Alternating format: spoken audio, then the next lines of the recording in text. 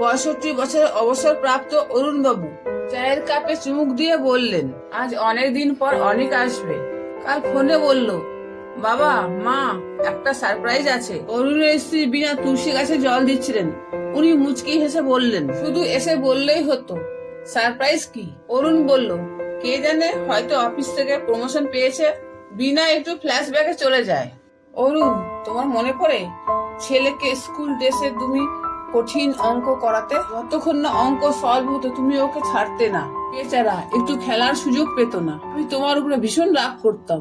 তখন তুমি আমাকে বোঝাতে এই পড়াশোনায় ওর ভবিষ্যৎ গড়ে তুলবে। আমি চাইছি ও ভালো চাকরি পাক, আমাদের মতন কষ্ট না হোক ওর। বেশ আলোচনা চলছিল স্বামী স্ত্রীর মধ্যে। হঠাৎ কলিং বেল বেজে উঠল। মা বাবা দুজনে ছুটে যায় দরজা খুলতে।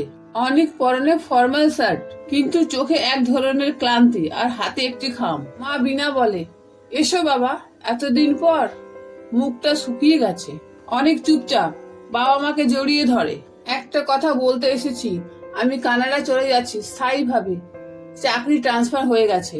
ঘরে একটা নিস্তব্ধতা। এর কথা শুনে অরুণ ধীরে সোফায় বসে পড়ে আর বলে, তুই বলেছিলিস সারপ্রাইজ আছে। আমরা ভেবেছিলাম তুই ফিরছিস চিরতরে। অনেক বলল, আমি জানি বাবা, তোমরা অনেক কষ্ট করেছো আমার জন্য, কিন্তু আমার ভবিষ্যৎ। বিনা চোখে জল নিয়ে বলে, ভবিষ্যৎ বুঝি বিদেশে থাকে রে?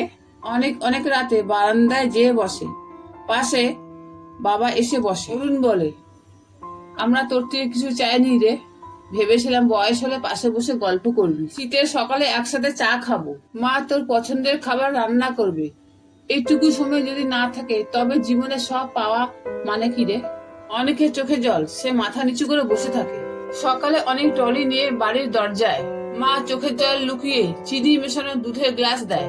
অনেক একবার পেছনে তাকায়, তারপর ছুটে এসে বাবা মাকে জড়িয়ে ধরে। অনেক ভাঙা গলায় বলে, কোথাও যাব না বাবা, আমি তোমাদের সাথেই থাকবো। সব ভবিষ্যৎ ছাপিয়ে তোমরা আমার আসল পৃথিবী। বাবা মাকে ছেড়ে অনেক আর কানাডা যায়নি। ভালোবাসা দূরত্ব মেনে নেয়, অবহেলা নয়। এই গল্পটি কেমন লেগেছে কমেন্টে অবশ্যই জানাবেন। ধন্যবাদ।